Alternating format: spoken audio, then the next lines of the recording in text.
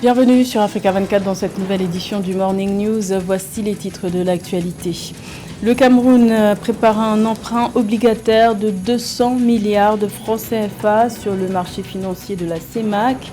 Un appel d'offres pour soutenir le développement des infrastructures pouvant garantir la croissance économique nationale. Faire rayonner les savoir-faire de l'Afrique à travers une grande vitrine de 800 exposants, c'est l'ambition de la FIA.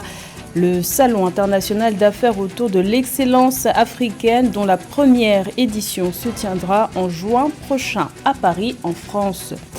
Et la 14e édition du FEMUA, Festival des musiques urbaines d'Anoumabo, vit ses dernières heures à Abidjan avant le clap de fin ce dimanche. Le Zouglou, style musical né en Côte d'Ivoire, y est bien représenté, la preuve en son et en images dans cette édition. Mais tout d'abord, en Somalie, c'est ce dimanche 15 mai que les parlementaires choisiront le nouveau président de la République fédérale. Après plus d'un an de report des élections, 39 candidats sont en lice pour succéder au président Mohamed Abdoulaye Mohamed, dont le mandat a expiré en février 2021. Le scrutin se tiendra sous haute sécurité dans un hangar de l'aéroport de la capitale Mogadiscio. Et pour l'occasion, un couvre-feu interdisant toute activité publique est entré en vigueur ce samedi soir et s'étendra jusqu'au lundi 16 mai dans la matinée. Notons que le nouveau chef de l'État somalien aura notamment pour mission de trouver des réponses efficaces pour faire face à l'insurrection des islamistes radicaux Chebab ainsi qu'à la sécheresse.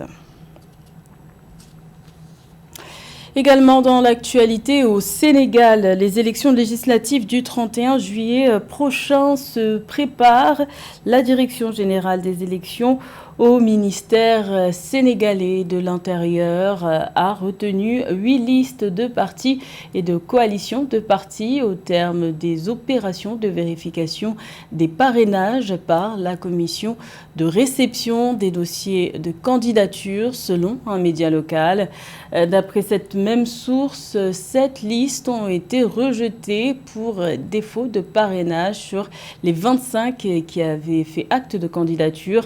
Rappelons que le 31 juillet prochain, les électeurs sénégalais se rendront aux urnes pour élire les 165 députés de l'Assemblée nationale. 200 milliards de francs CFA, c'est le montant que le Cameroun ambitionne de mobiliser sur le marché financier de la CEMAC pour le financement d'infrastructures. Un projet qui entre dans le cadre des orientations de la stratégie nationale de développement SND 30 qui prévoit de faire du Cameroun un pays émergent à l'horizon 2035. Les précisions de Corinne Néoné. Le développement des infrastructures est un important levier de croissance économique. Depuis 2010, l'État du Cameroun s'est engagé dans un vaste programme d'investissement dans des projets porteurs de croissance et d'emploi dans les domaines des infrastructures portuaires, routières et énergétiques. C'est à mesure d'accélérer ce processus d'équipement que le gouvernement a initié un nouvel emprunt obligataire sur le marché financier d'Afrique centrale pour mobiliser 200 milliards de francs CFA pour une durée de 7 ans à un taux de 6,25% net d'impôts et taxes. Si vous avez une bonne signature, alors là, les investisseurs institutionnels vont aller auprès de ce qu'on appelle les PSI, prestataires de services d'investissement, pour acheter les obligations que vous avez libérées. Et après, il y a une masse d'obligataires qui suivent donc le procédé de dénouement de cet emprunt obligataire. Même si le Cameroun, qui n'enregistre aucun défaut de paiement sur les marchés financiers et monétaires de la CEMAC depuis 2010, jouit de la confiance des investisseurs, le pays court cependant un risque de surendettement au regard des tendances au niveau de son service de la dette. À fin février 2022, l'encours de la dette est composé à 71,9% de la dette extérieure, à 27,9% de la dette intérieure et à 0,2% de la dette avalisée. Le ministère de l'économie suggère à ce titre d'améliorer la capacité du pays à mobiliser les recettes, notamment fiscales et d'exportation. C'est à travers la production que nous pourrons donc valablement mobiliser plus de recettes fiscales et en même temps les recettes d'exportation. Parce que quand vous avez suffisamment consommé ici, le quantum que vous n'avez pas pu exporter, consommer, vous l'exportez. Mais il faut produire. Dans le détail, l'État du Cameroun prévoit investir 141 milliards de francs CFA dans les projets routiers, notamment l'autoroute Yaoundé-Douala. Les travaux d'aménagement urbain devraient quant à eux engloutir 19 milliards de francs CFA contre 17,4 milliards de francs CFA pour les infrastructures énergétiques et d'adduction d'eau potable. 15 milliards de francs CFA dédiés au port en eau profonde de Kribi permettront d'étendre cette infrastructure portuaire et une autre partie de l'enveloppe globale sera affectée au programme de reconstruction de la région de l'extrême nord. Révéler tout le potentiel de l'Afrique, c'est l'ambition de la FIA, le Salon international africain, dont la première édition se tiendra du 22 au 26 juin prochain à Paris, en France. Cet événement inédit aura pour pays parrain le Sénégal. Près de 800 exposants sont attendus à cette grande vitrine de l'excellence africaine. Un sujet de la rédaction. Présenter le savoir-faire de l'Afrique et de ses partenaires, c'est l'objectif affiché de la FIA, Salon international africain, le premier salon d'affaires autour de l'excellence africaine. Une expérience de 5 jours du 22 au 26 juin 2022, durant laquelle différents acteurs seront en interaction autour de 20 secteurs d'activité dans un espace de 16 000 m² à Paris-Villepinte, en France. Et on a des grands thèmes, on a 15 grandes thématiques dans ces conférences. Et donc je ne vais pas toutes les citer, mais on a toujours l'entrepreneuriat qui revient, on a l'agroalimentaire, le tourisme, on a même les énergies nouvelles, comme on dit, développement durable, renouvelable. On aura aussi des retours d'expérience, donc ils vont inspirer aussi l'audience. On aura beaucoup de choses autour des synergies. Donc il y aura des hommes d'affaires qui seront là, donc il y aura beaucoup de... C'est un terrain de convergence, moi je dis, plus qu'un événement. L'Afrique existe et ce salon a l'ambition de le démontrer en proposant la plus grande vitrine de l'excellence africaine et de ses diasporas. 10 pavillons de pays africains y sont conviés et un d'outre-mer. Le but, construire une passerelle entre l'Afrique et les autres territoires. Le Sénégal est le pays parrain de cette première édition et l'Inde en est l'invité d'honneur. Tous les artisans, les artistes, les entrepreneurs, les auto-entrepreneurs vont pouvoir créer du lien, pouvoir se connecter entre eux, pouvoir nouer des liens de business, pouvoir également voyager sur le continent africain, rencontrer leurs nouveaux partenaires, parce que ce n'est pas un salon uniquement pour la diaspora africaine, c'est un salon pour tous les amoureux de l'Afrique. C'est d'ailleurs pour ça qu'on invite l'Inde à participer avec nous, parce qu'aujourd'hui l'Inde est un partenaire sérieux qui veut vraiment nouer des liens de business avec le continent et aider justement toutes les populations à s'exporter, à grandir et à faire avoir une économie qui prospère. Opérateurs économiques, institutionnels et associatifs relèveront ensemble le défi de s'unir pour bâtir une économie dynamique et prospère. Près de 50 000 visiteurs sont attendus à cet événement transgénérationnel. Dakar, capitale sénégalaise, abrite jusqu'au 17 mai la 54e session de la Commission économique pour l'Afrique. Cet événement annuel offre aux participants l'occasion d'aborder des questions clés pour le développement du continent africain. Rien que pour atteindre les objectifs de développement durable 2030 fixés par les Nations Unies, 154 milliards de dollars supplémentaires par an seraient nécessaires. Les explications d'Amenedj. La Commission économique pour l'Afrique, CEA, a fait état des progrès majeurs dans les secteurs industriels clés de l'Afrique au cours de la conférence des ministres africains des finances, de la planification et du développement économique 2022. Même s'il a été reconnu que la résolution sur le financement supplémentaire de l'Institut africain pour le développement et la planification économique IDEP était une tâche difficile en raison de la pandémie de Covid-19, cela n'a pas entravé les politiques novatrices visant à résoudre les besoins de financement des États africains. L'importance, c'est réellement l'idée d'arriver avec des idées innovantes, de sortir de ce que les anglo-saxons appellent business as usual, ne pas refaire ce que nous avons déjà fait depuis des décennies, mais réellement regarder de manière résolue vers le futur en réfléchissant au meilleur moyen de financer le développement de nos pays.